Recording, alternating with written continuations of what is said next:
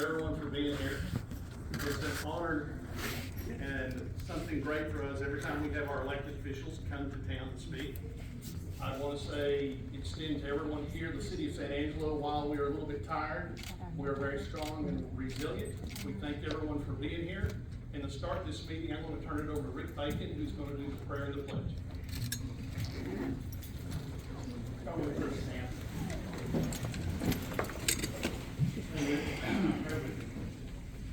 Father, we come to you today, we just humble ourselves before you, thanking you for being the wonderful and great God that you are.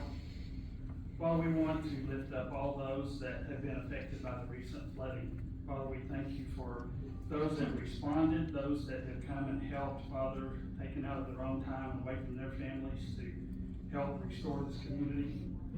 Father, we just want to ask your blessings and your comfort for all the ones that have lost things through this flood. And as we reveal, Father, just pray that everything will go smoothly and everything will be back to normal in as short a time as possible. We want to lift up our elected officials with the city, the county, state, and also our federal, especially Congressman Pfluger. We appreciate his attendance here. We thank you, Father, for him and the work that he does for us in Washington. We ask, Father, that you just forgive us where we have failed you. We thank you for loving us. We thank you for who you are. It's in Christ's name I pray. Amen. Texas pledge. I pledge allegiance to the flag of the United States of America and to the republic for which it stands, one nation, under God, indivisible, with liberty and justice for all. Texas pledge. Honor the Texas flag. I pledge allegiance to thee, Texas, one state, under God, one and indivisible. Thank you. Y'all may be seated. Good morning, everyone, and I'm just going to pick this up. That's an amazing sound when you get to see and hear the Pledge of Allegiance that loud in a courtroom like that. It's truly amazing. Thank y'all all for coming. I'm Judge Carter here in Tom Green County, and I have the pleasure of introducing Congressman August Pfluger. He is not only our congressman, but our friend. He is in his third term, and one thing I want to touch on off the script of the bio is his chairmanship of the Republican Study Committee. We had the honor and pleasure of hearing the updates from the study committee while we were in DC for the retreat that he hosted for the congressional baseball game. And it is truly amazing on what they are doing today and for us through this term. Congressman August Pfluger, he represents 20 counties in Texas, and we have 254 counties, so that is a large region, a large geographical span. So he is constantly traveling, looking out for the best interests for our congressional district. And also one thing that I want to touch on is his response during the floods of July 4th was truly outstanding. He made it back from DC, and Mayor Thompson and I took him on a tour of the affected areas and got to see just the devastation. His response, working with FEMA and federal level, got us our IA and our PA declaration within days. That deserves a round of applause.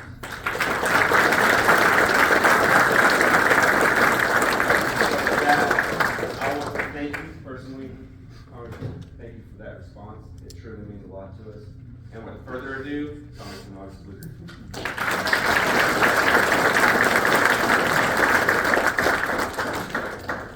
Well, it's good to see everybody today. Thank you for coming out here. There's a lot of information to get out. I'm sure there's no questions, but we will entertain a few. But only hard questions, if you don't mind today. What the judge just said is absolutely right, but not about me. It's about the local level. It's about the state level. We endured a pretty devastating flood here, and also in some other counties that I represent.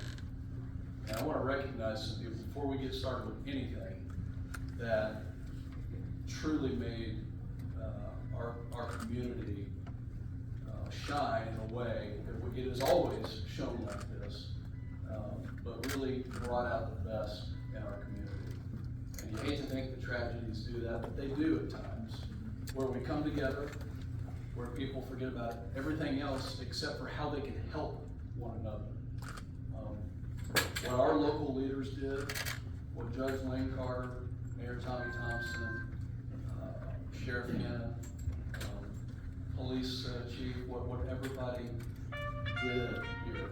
I like that ringtone.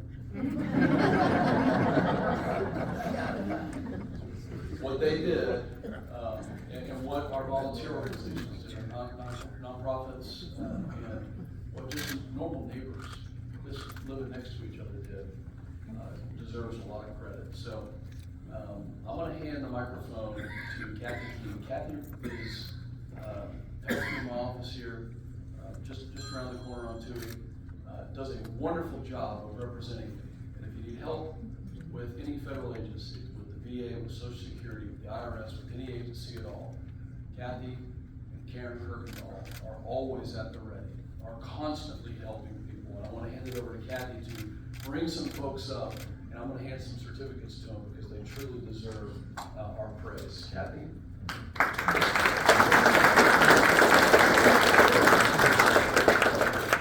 So there's like Congressman said, there's a couple of organizations that we'd like to recognize, and so when I call your name, if you would come to the front and accept this recognition from the Congressman.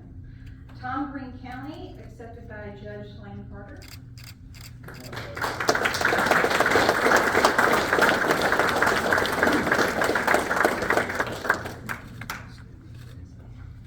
The City of San Angelo, accepted by Mayor Tom Thompson.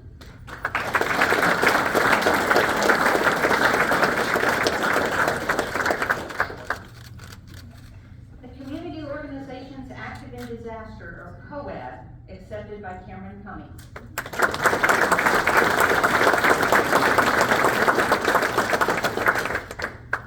The Great Creek Volunteer Fire Department, accepted by Chief Aaron Flint.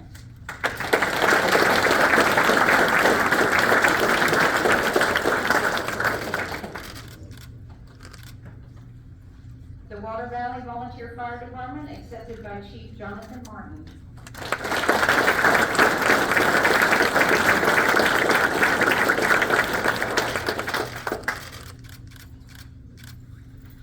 The Rural Volunteer Fire Department, accepted by Chief John Manera.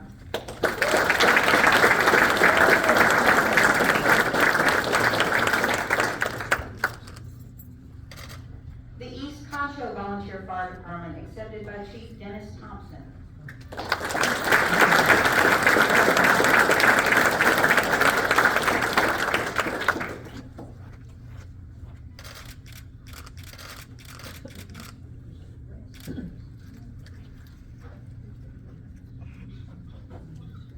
The Quail Valley Volunteer Fire Department, accepted by Chief Shane Trim.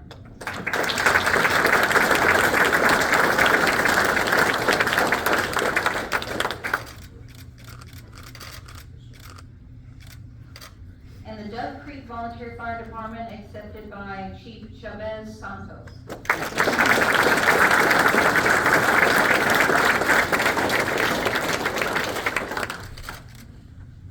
Kathy, thank you very much. These men and women are first responders, law enforcement, those that serve in our community, save lives. They save lives during this tragic flood. They don't do this for recognition. They don't show up because they think they're going to get a certificate. They show up because they love this community and they want everybody to be safe at all times. But on this day, we do want to give them not just a certificate, but our praise, our thanks. This isn't just from Tom Green County or from San Angelo, Texas. I represent 20 counties, 750,000 people. And today, on behalf of all 750,000 people, we want to say thank you. Good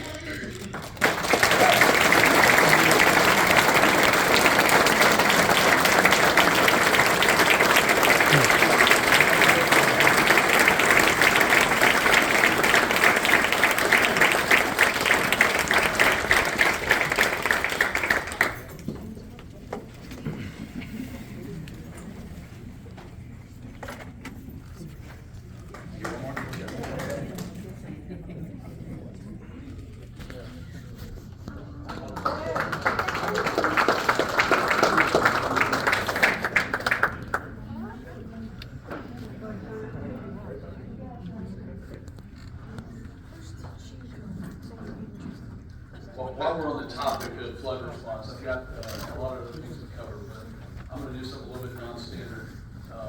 I'll take one or two questions on the flood response, if there are any, and I'll give you 60 seconds. The 20 counties that I represent, half were declared as federal disasters. Half of them. Several that were not even declared as federal disasters, Ector and Midland, experienced loss of life. So when you think about half of these, what the state and local representatives did, and we obviously know that down in Dakota County, which do not represent Dakota County, for horrible tragedy, and experienced something that I hope we never experience in our lifetime. But the response has been incredible. The FEMA director called me immediately, multiple times on the phone. And I said to Mr. Richardson, we've got a tragic loss, a devastating loss of facilities, of homes, of property, of life. What do you need, Congressman? What can we do to help? What can we do to be there to assist? As the state and local first responders that you just witnessed were already doing their job. As Cameron Cummings already had a resource center set up at Paul Ann Church within 4 hours of the flood here in Tom Green County. That's the response that we got. The Homeland Security Secretary was here not once, but twice. 24 hours after, and then another 6 days after. Multiple phone calls, multiple conversations to me to ask, what do you need? And I said, we need help. We need to declare these areas, these counties as disasters. My team came down from Washington, D.C. and knocked on over 1,000 doors alongside community members to understand what kind of damage was done at homes and at property here. So the response, I've got to say, was unparalleled. It was incredible. I will be happy to take any questions on that, and then I'm going to move on. Yes, ma'am. And if you don't mind, just name and where you're from. Sure. Brenda Todd, I live here in San Angelo, Texas. And luckily my house did not flood during July 4th, but many of my fellow military families' houses in Pauline did flood, and I was there that morning with them. And the FEMA designation has been great to get them some resources, but the Trump administration is now sending $650 million of FEMA money to build concentration camps like Alligator Alcatraz out of FEMA money, instead of using that to support your constituents who are displaced from flooding. So in your conversations with the Homeland Security Secretary, have you discussed that the better use of those FEMA funds is for your constituents who are still in temporary lodging, can't get back into their houses, instead of things like Alligator Alcatraz?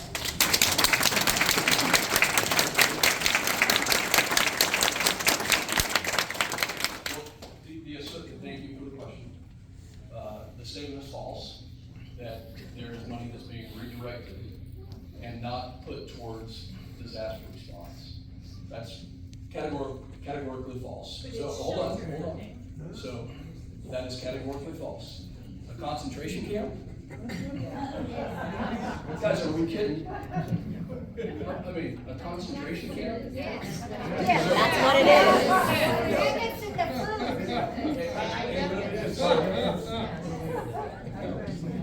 Well, any World War II vets in here? I'm a World War II Any World War II Navy veterans in here?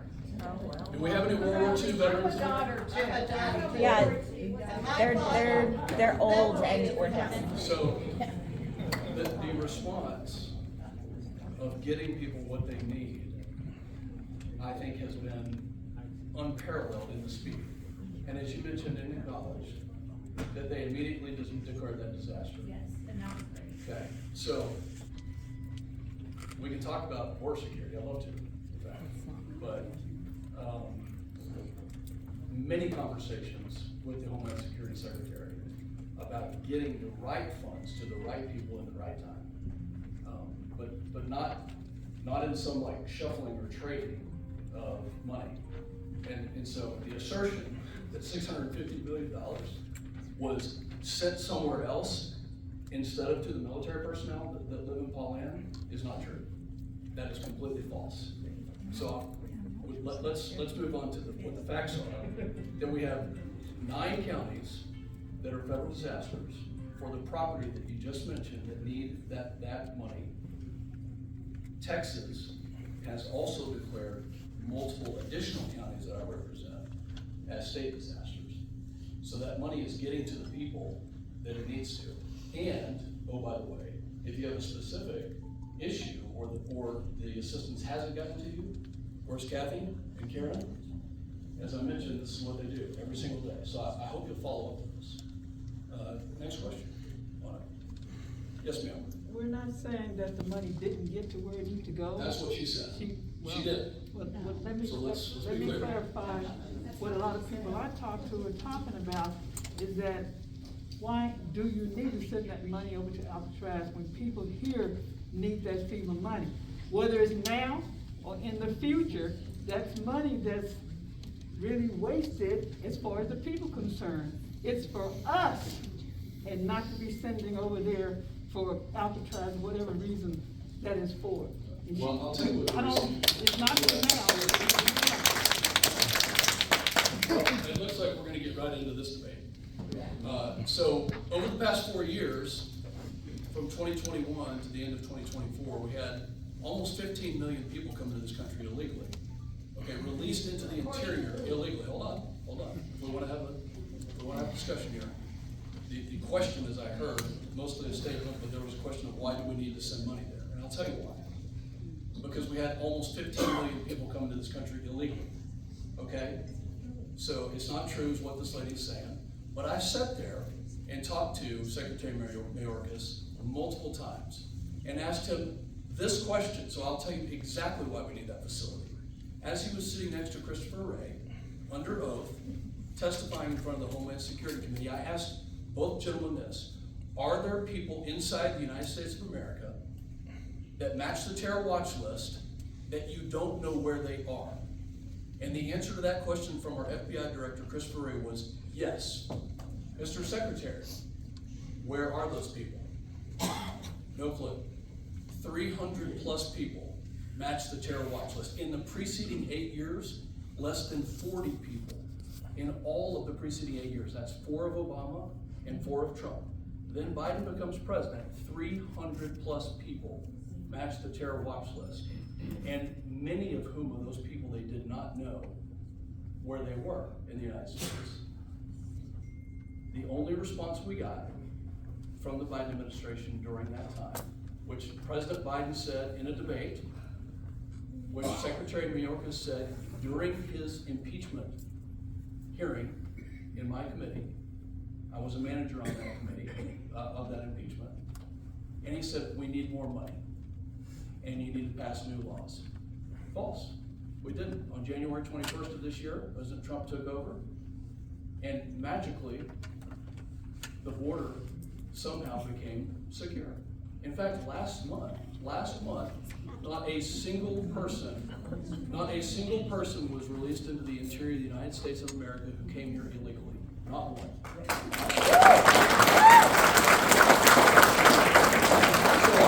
How many of those terrorists are now in? Border security very seriously.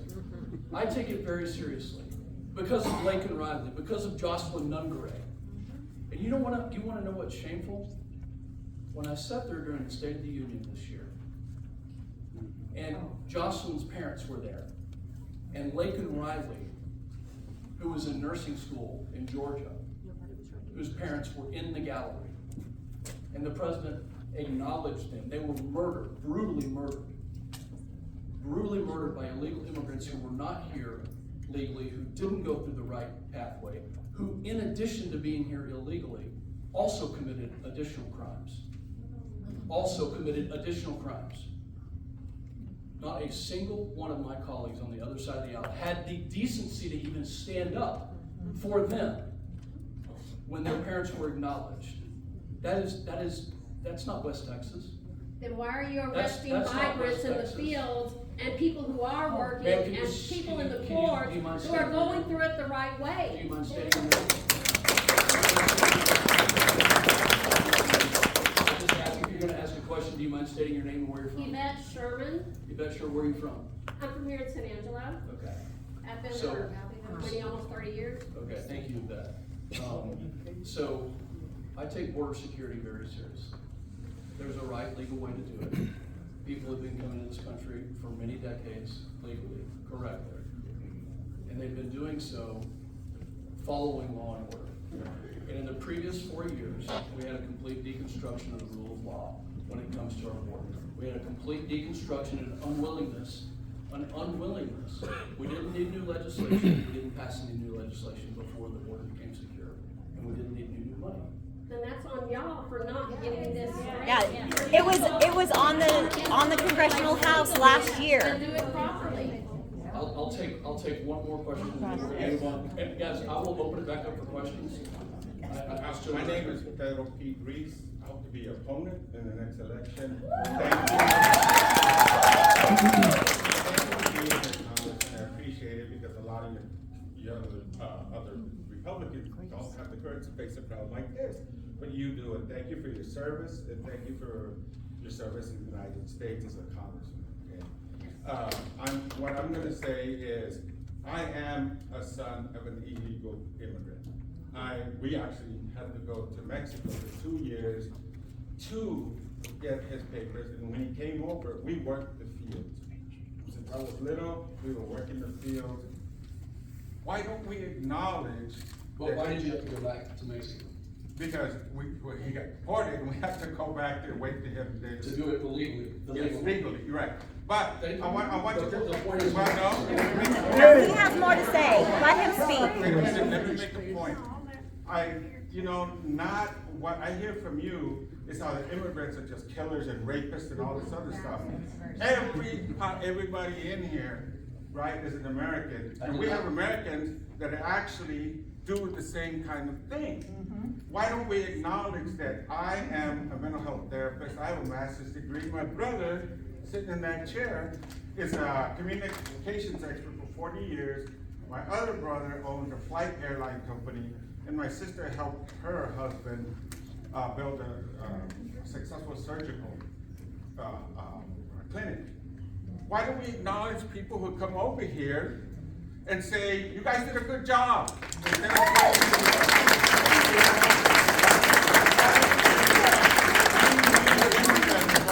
We need immigrants to help this country stronger. Your question is, My question is, why don't we focus on that? I get the illegal immigrants, I get it, okay, I was part of it. well, sir, You're right, we should be doing let it. me just ask you a question. This is our first debate, y'all. I'm here for So it. when you became a mental health therapist, you just signed the paperwork, right? And you were good? No. Oh, you had to go I through the get process. where you're coming from, I Okay, do. but I want to But flip my father that. did it the right way. Your father? Right, yes, So but. he taught you that it. Right, you but have to do it the what right I'm way. saying is, Okay. we should focus on the good, not Okay. so that scare people by telling them that these immigrants are all killers and rapists, because that's not true. First off, I never said that. No, you didn't, but you already have, the president has. You asserted it. Yeah, but thank you for letting me answer the question, I appreciate it.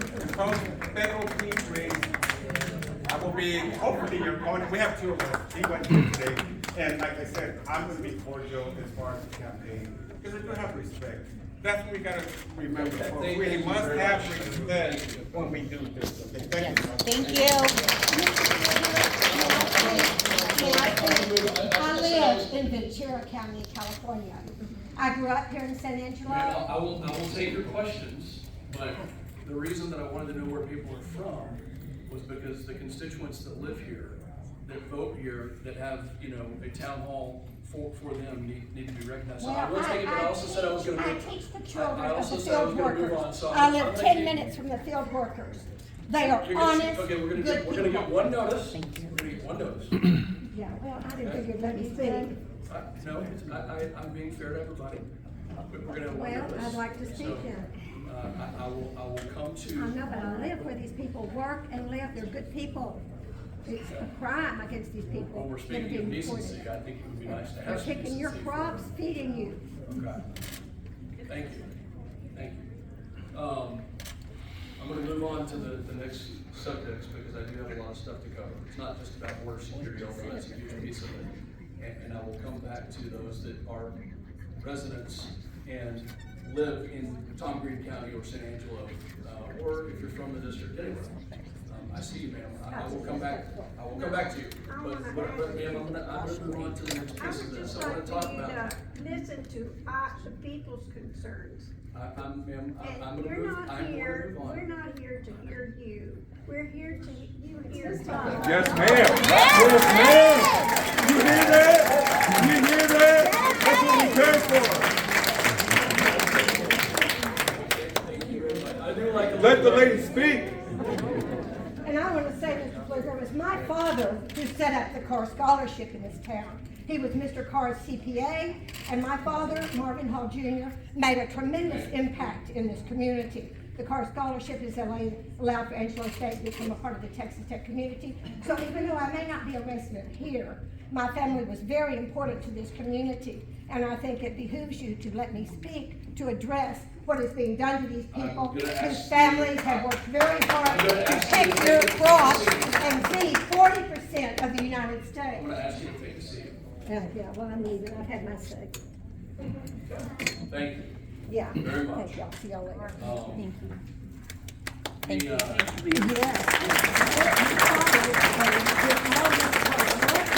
I can tell this is a feisty crowd. I like it. That's what makes San Angelo great, right, Pedro? So, that's what makes Texas great. We've got a fighting spirit, okay?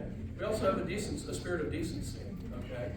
And I'd be glad to sit down and be lectured by anybody. Please let her speak. But- She's 92 years old. Ma'am, I'm gonna get to her, okay? I'm gonna get to her. There's an agenda here, and there's also, like the law and order I was talking about, we can have some order. Fascists! Okay? And we will not, we're not gonna get to anything if we keep having these outbursts. So, We elected let's- you, and you are supposed to listen okay. to our people. Ma'am, go ahead. Go ahead. No, I want to hear from you. No, but they're asking for you to speak, so. Well, I Please, am 91 years old. I worked on the border in Arizona, Will you tell us so your- will she you tell us your says, name, ma'am? It's Mary W. Molly, Nice to meet you. and you're, Nice the to age see of you. my children, so I'm speaking. You might be younger than this.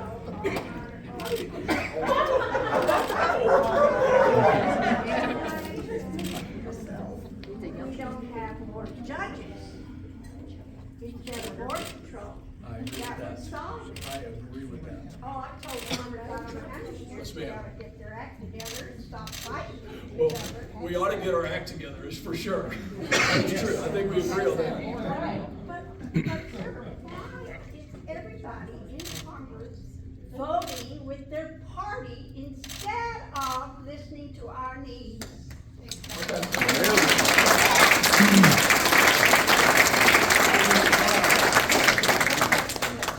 Well, hold on. I Okay. would say the same thing to them. You've asked a question, so will y'all let me respond? Is that okay? Can we have this back? I agree. We ought to get our act together, okay? I've passed almost 10 bills through the House floor, many of this year. That's the most of any congressman in the country. Every single one of them was bipartisan. Every single bill was bipartisan. Where was that report? Just last week. It was in your newsletter. Just last week. Did they pass? Yes, they've passed. They've been signed into law. They've been signed into law, okay? What about these Let me other tell you about the ACES Act. Let me tell you about the ACES Act. We read about your successes in your newsletter. Getting our, I'm sorry, We read about your successes in your newsletter, so. and what's your name? My name's China. Yes. Okay. Thank you. So you know Well, I that didn't every, agree with a lot of it, but I tell you. when no, I but think ma'am, let me it's- respond. I'm 91 years old. You can I am very respectful of you, and I appreciate your question, and I agree with you that we should get our act together. But I want to tell you about a couple of things that we've done. I serve on the Energy and Commerce Committee. We have passed 43 bills out of the committee and to the House floor, and they've all been bipartisan. Every single one of them has been bipartisan. But that's not reported. And instead, we hear these terms fascist and we have a concentration camp. That's not helpful, y'all. No, That's not the truth. That's Then not stop the truth. doing it. That's not the truth. That's, hold on. Hold on. It's a concentration camp. Hold on. Makes a point. That's not the truth. That is The the truth is. No, that's not. You telling us it's not the truth is an example of it. Are we gonna have a respectful conversation or not? You need to listen. No, I agree. Are we gonna have a respectful conversation or not? If you'll listen. Sir, she's 91 years old and I listened to her. And I let her speak. You're still It's the speaking. dehumanization Listen of to people. people, and it's step one. Okay. You don't listen. You talk too much. Like, why are we having this debate? Y'all don't wanna hear It's the the same facts. thing. What I'm hearing you say is you just wanna talk. It is one step. And that's fine. That's okay. If that's what we wanna get out of this, that's fine. In our Okay? town, so. But if you'd like to hear some of the things that we've done, then I'd like to tell you about it, okay? And I'll tell you.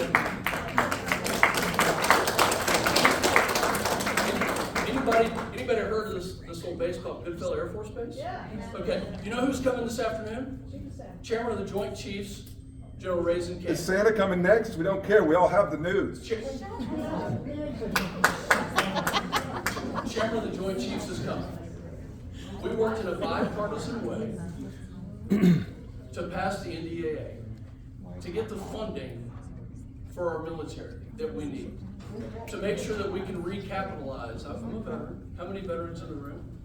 Thank you for your service. To get the appropriate funding.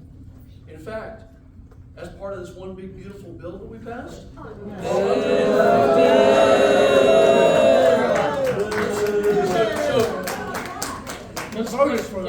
Let me ask you a question about that, please. No, sir, you're not recognized.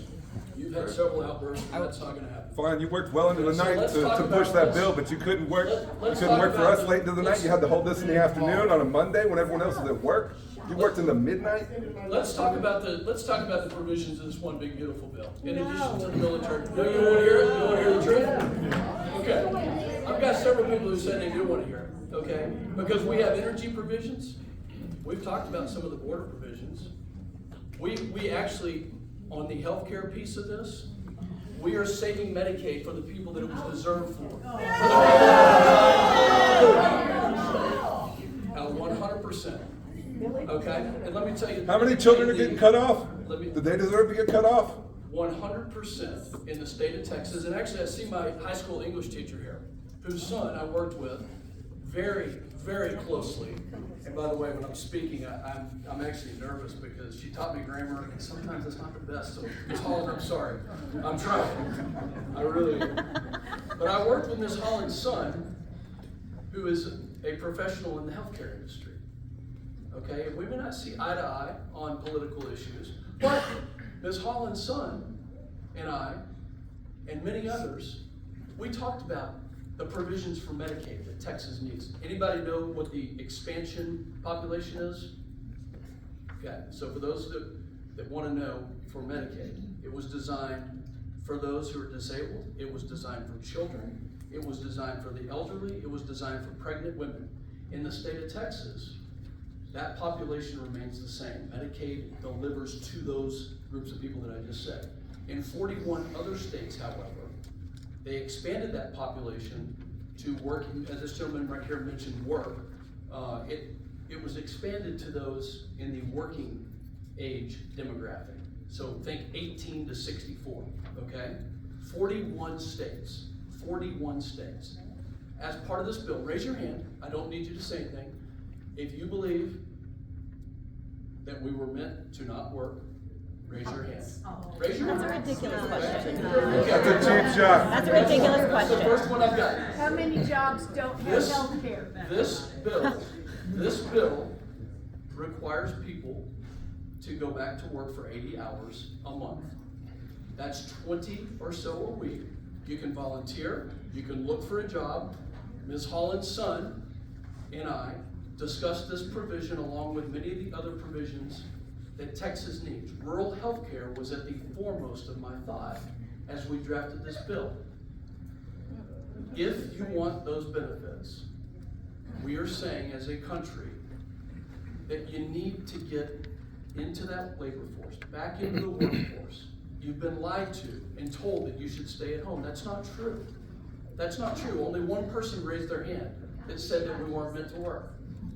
We're all meant to do something. We're all meant to do something.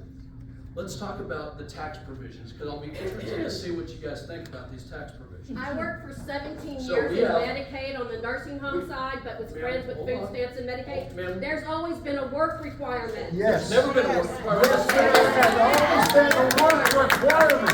That is false. This was the first. This was the first work requirement that was ever passed. It was the first work requirement that was ever passed for Medicaid, 100%. And it matches up with, it matches up. Okay. Can you say your name, please? My name is Irene Martinez. Okay, Irene Martinez. I'm a military spouse. Irene, thank You're a you. liar. Thank you. I would be happy for somebody to show me that provision, but it doesn't exist because it has never existed. Then you let it And this is exist the through first work Medicaid. requirement that we have had, and it's tied to these benefits. Let's talk about the tax benefits here, okay? In the district that I represent, for a family who makes an average of $67,000 a year, this bill is delivering $1,400 back into your pockets. If you work in the service industry, you have no tax on tips. Until If you are a 2028. senior, if you are a senior, That's temporary. 88, okay, that's temporary? That's temporary, till 2028. The billionaires? Let's talk about the people, let's talk about the people who deserve it. Let's talk about the waitresses. Let's talk about those that are serving in restaurants. Let's talk about those who receive tips. Let's talk I about. can't stand you lying here. No, I'm gonna leave. Hopefully you have a good campaign. Thank you. Hey, thank you Let's for talk saying about that. overtime. If you receive, does anybody work overtime in here? Nobody? Just a small business owner. Most people don't allow it. What industry do you work in? Healthcare? When you work overtime now, you have no tax on that overtime. Who receives tips in this room? But it's added at the end of the year. No tax. We're gonna pay taxes. Ma'am, okay. Nobody Look. works for taxes probably here, they're working. But I make $213 an hour base That's pay. when you scheduled this meeting. That's all the taxes you're already taking out. That's all my withholding. $213 an hour and then tips. Anybody have a small business in this room? Right here. Okay, you know what a 199A provision is? No, I don't. You don't? I do not. Okay, well, as of today, as of July 4th, when this was signed into law, sir, you, with a small business, assuming it's less than $400,000 a year, get to deduct 20% of the revenues, the annual revenues that you make, to recapitalize your business, to grow your business, to hire more employees. For how long? For how long? How long is that in effect? Permanent. And It's how many permanent. other things do I have to pay for that you're It's offsetting with permanent. that? So, this is an example. He has a small business and he's not familiar with the 199A provision, although it does benefit him. And he's gonna get to do that for infinity. It's a permanent provision. And the other And part of my I question? can go line by line. Yeah, what about the tariffs that are gonna reduce the income that's coming in? Because people aren't gonna have much money to spend. Okay, how are we reducing income? How is the government? Because less reducing money's flowing in people's pockets. income? Okay. 25% That's false less, more than because likely. that is not true. That How is it true. not true? Okay. We're seeing across the What board where. Democrats, let me tell you what Democrats voted for. They Don't tell us what Democrats voted for. We're not splitting. We're gonna We're have not to- It doesn't matter. We're all people We in here. didn't win. Democrats We're didn't all win. It people. doesn't matter. Let's have this conversation, okay? We're all people Because in here. I see a philosophy here that is against the 199A provision. It is against no tax on tips. It is against overtime pay. Yes, it is. Yes, it is. You know how many Democrats voted to have no tax on tips? Guys, give me a show of hands. It's because it was Was it 10 or temporary, 15? and it's No. It's temporary, Zero. August. It's zero, okay? It's zero. and it was performative. It's zero. Performative.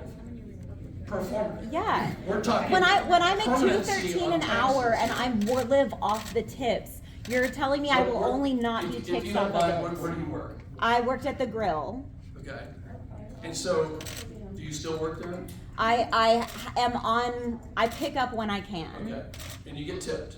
Occasionally, I mean, Okay. now they're putting it back in the paychecks, but it used to be you could walk But- away with it, but you still claimed the it, law and of you the still land- got payroll taxed, and it still got withheld, so the baseline pay, you never ever That was see. July 3rd and before. On July 4th, The which is payroll tax, retroactive. the payroll, all those withholdings If are you- still if you in will let effect, me- and they will let me continue finish. to be in effect, because I just read about this last night to make Okay. sure that I had my facts. This is a great crowd, by the way. I love it. We may have a difference of opinion on what the law says, but as But I of read it January last night. 1st, ma'am, at the grill, when you go back there, retroactive, because of what we passed on July 4th that was signed into law, your tips are non-taxable. That's good. That was That was an good. appropriate Yeah, moment. that was some of our base, our military bases. They're good. So, yes, sir, go ahead. Yes, sir. Just a minor point on this.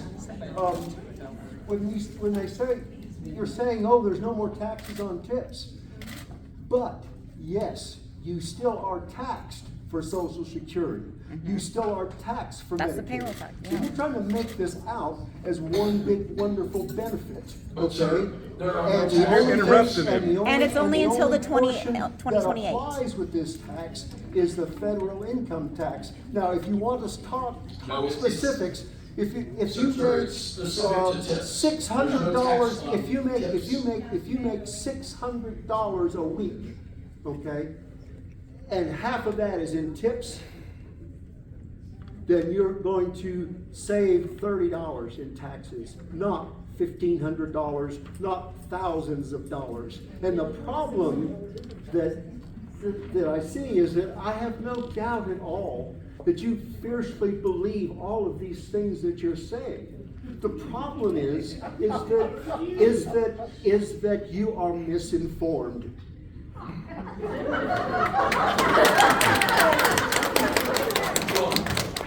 You say it enough, it becomes true, right? Sir, I do fiercely believe it because I helped write the bill.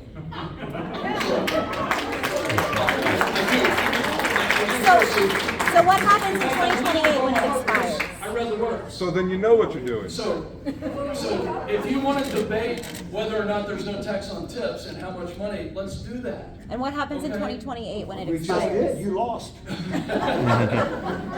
you elect a Republican, it might get renewed.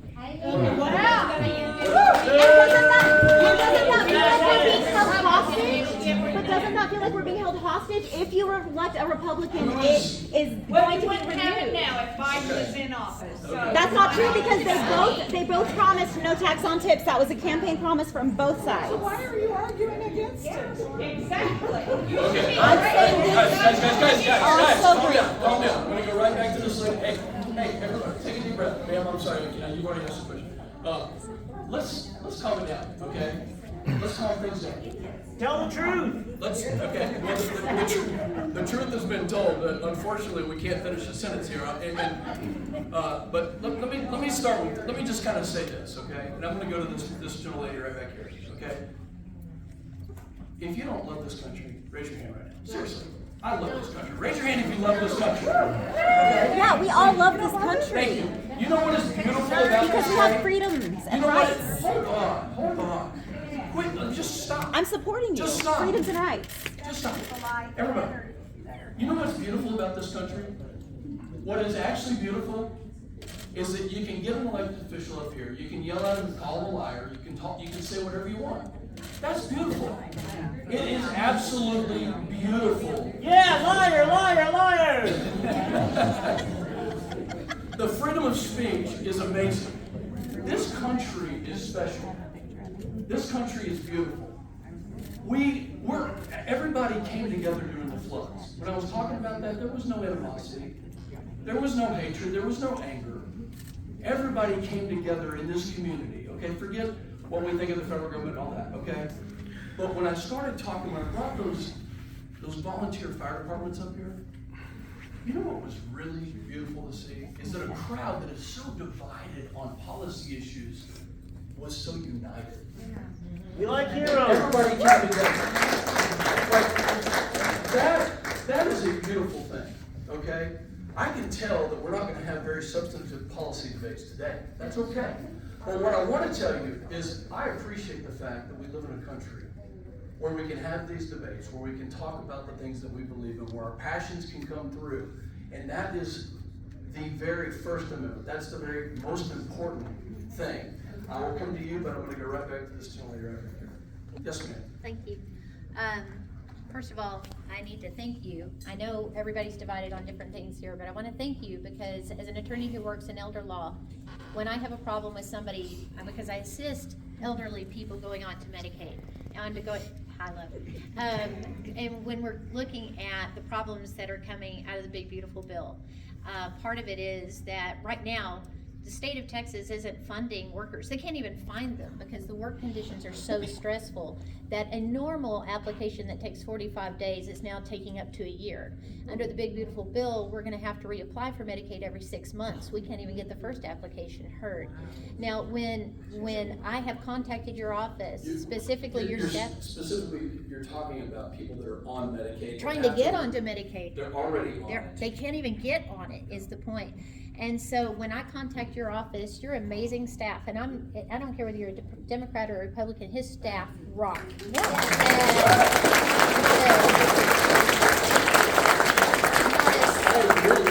Yes, but not a single time, I've literally had Kathy Keene walk somebody down wherever they are in Washington to try and figure something out. But here's what we're up against. And where I'm going to ask for your help, for all of us, because, you know, look at the demographic of San Angelo. We're aging. I'm aging. We're getting to a point where access to the things we're talking about is very difficult because we just don't have the manpower. And the president just signed an executive order this week that said, having to do with involuntary mental commitments, we're going to round up drug users and the homeless and those who are mentally ill, and we're going to put them somewhere. I know we don't, when I work with the county judge and I work with Shannon, we don't have anywhere because even though we have, like at the State Supported Living Center, we have buildings, we don't have funding to man them or to fix them. And I'm here to ask you if that's what's coming. And you know, it's been a long time coming trying to figure out something. But as that is worked through, we need you. I mean, this community and this small community, we need you to do what you have done so many times for the people in my caseload, to do this for this change that's coming, because it's going to hit the courts, it's going to hit the DA's office, it's going to hit the county attorney's offices, it's going to hit the small claims courts. I mean, our JPs are going to have to do with civil commitments, and frankly, we don't have the manpower, we don't have the money for this, we don't have the placements, and we need you on this. And with all,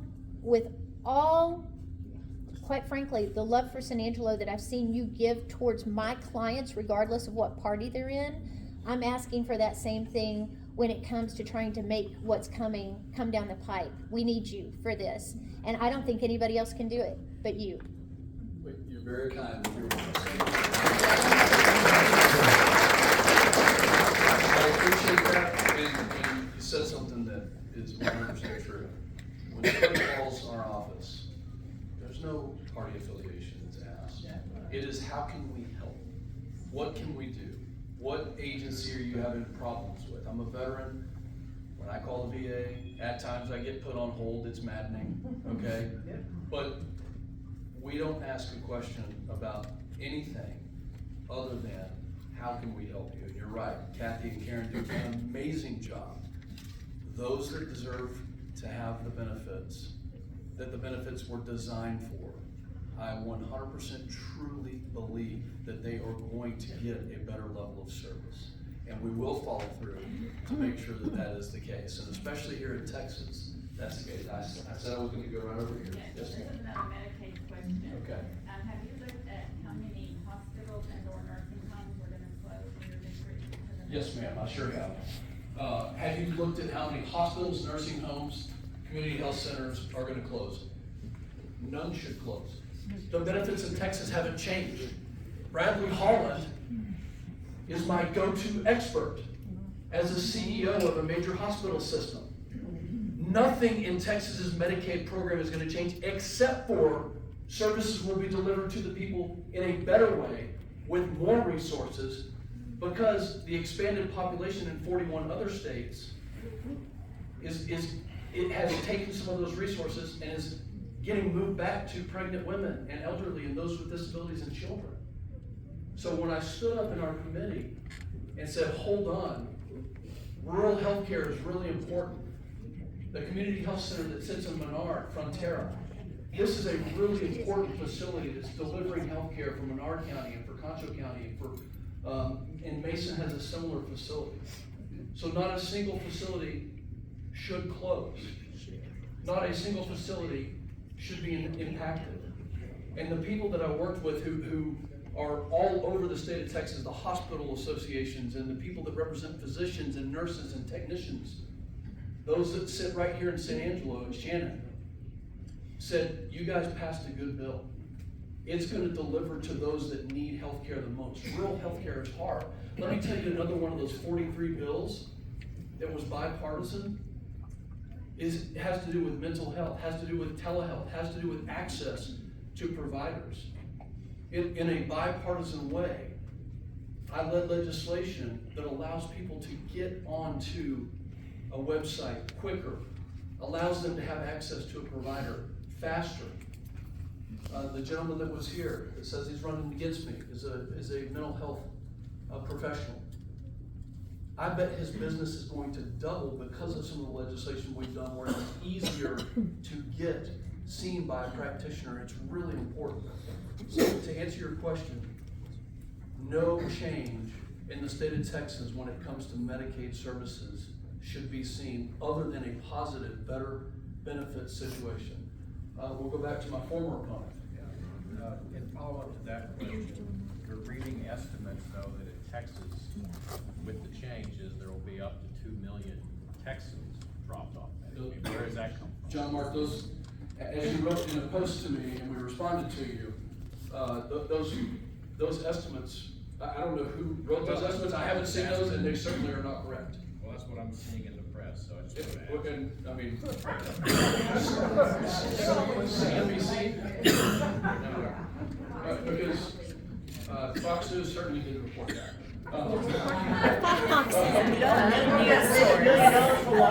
So those estimates are not true. Texas hospitals, and as you know, THA, because I know you do some work with the medical, medical industry and medical professionals. But as you know, they endorsed this bill, and they signed on to it because they know that these are the types of services that need to be delivered to the people that they were designed for. So, yes, sir. I'm Ron Meach from San Angelo. I have a tariff question.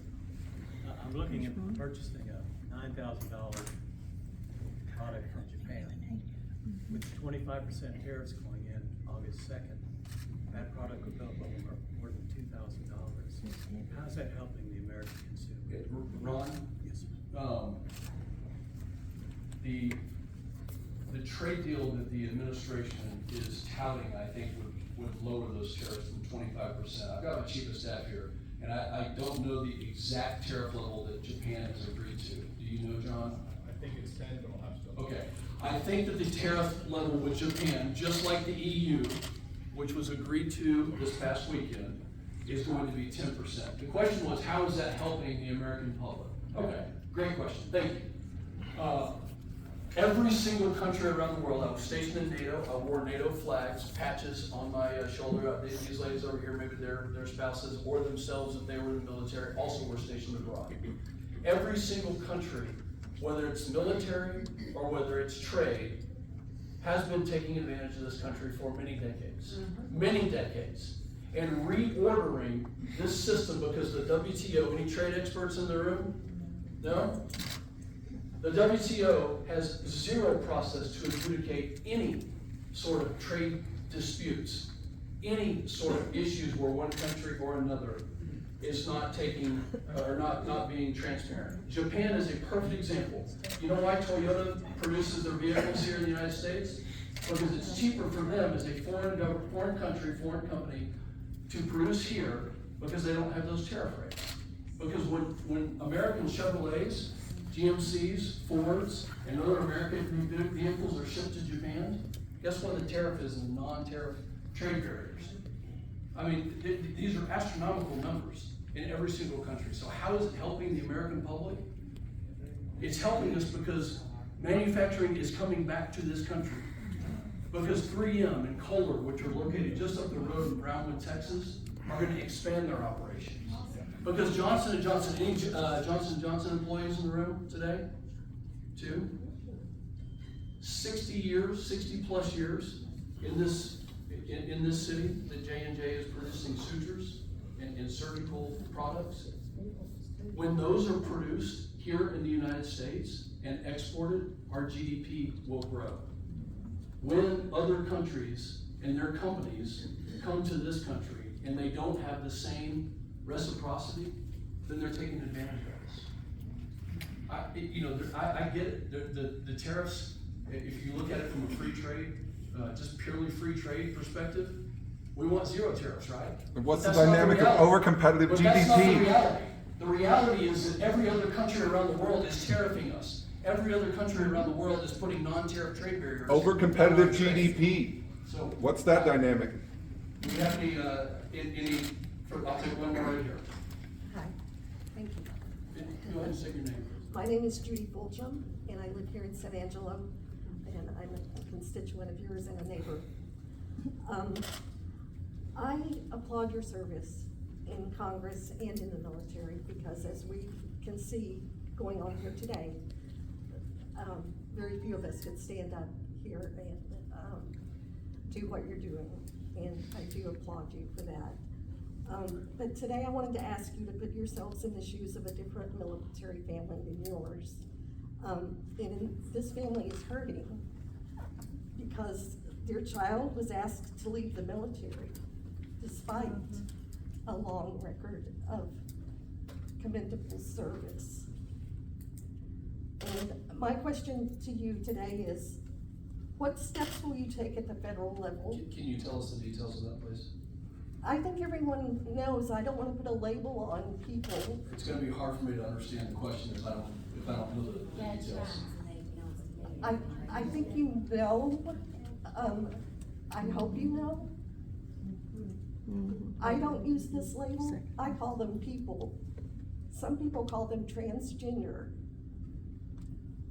But these people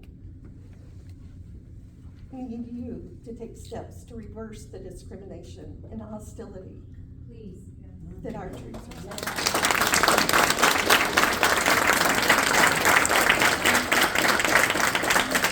First off, Judy, thank you, because I can see it took a lot of courage to ask that question. So thank you for making that statement. And maybe we can sit down and have a lengthy conversation to go over the exact details of this. I'd like to hear your opinion. My opinion?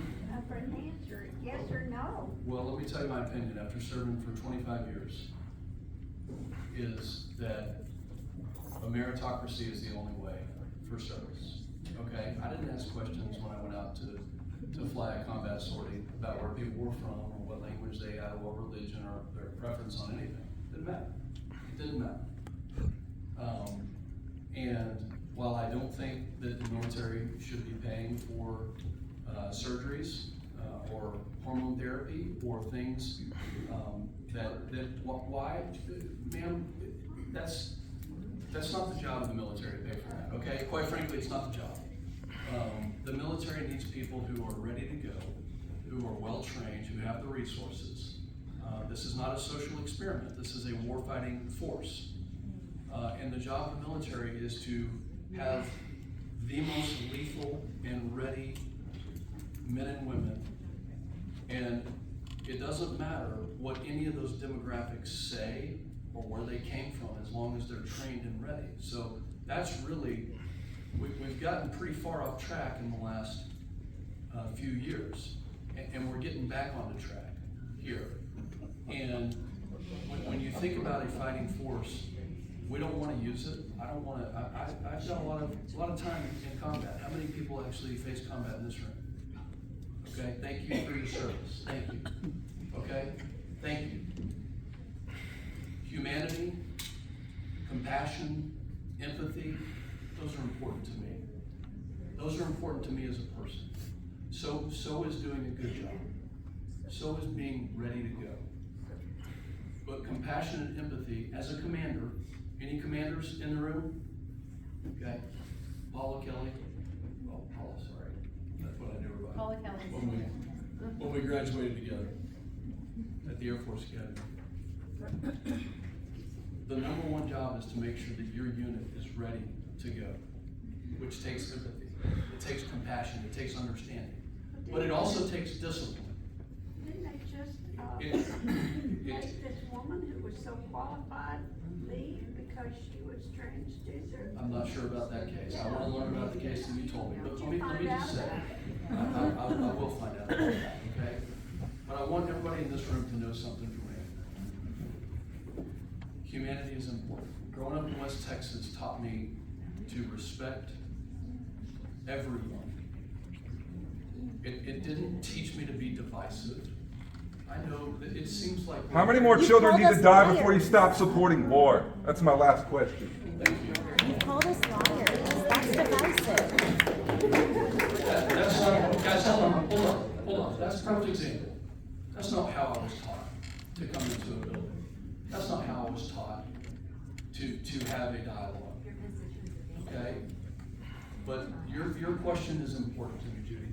Okay? It is important that we look at this through a human lens. So I know that today that I sense that there are extreme frustrations with maybe the president, with maybe my positions on things. Okay? With so many different things. So I appreciate the fact that we can have this dialogue. I appreciate the fact that we can come into this room and you're right. There's not a whole lot of people who I think want to stand up here and take these questions or recall these things. But you know what? I love that flag so much that it's worth it. It's worth doing it. It's worth having these conversations. It's worth coming here and listening. At times, telling you, trying to tell you the facts about what we're doing. So, sir, I'm sorry. You've already had your chance. Thank you for coming here today.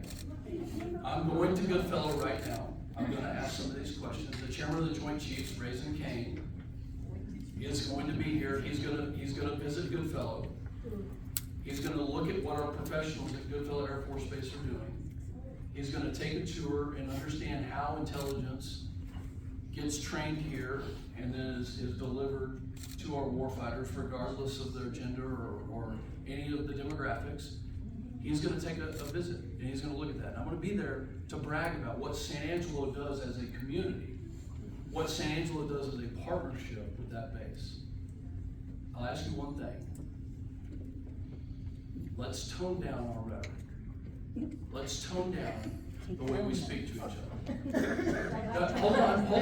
Please stop calling us liars. Guys, you don't see me in Washington, D.C. calling people names. You don't see me doing that. You know, not me. That's right, ma'am. You do not. And you've come to town hall before.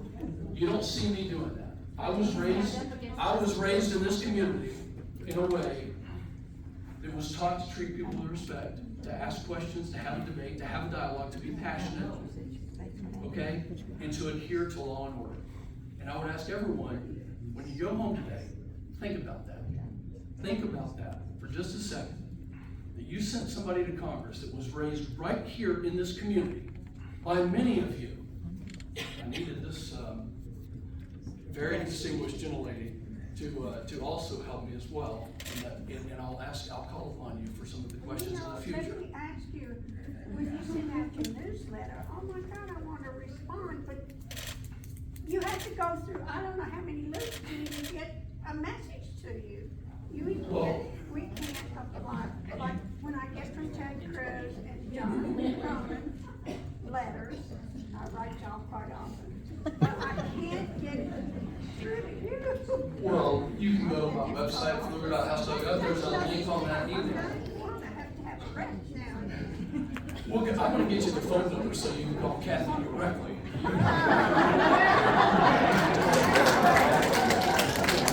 I have her number, Betty. I got you. Good luck protecting Epstein. Thank you for coming today. Thank you for being here today. Thank you for the passion. I can see it. I know there's more questions. Guys, I've already told you, I'm going to the base to see General King, okay? It's important to be there. Thank y'all. God bless.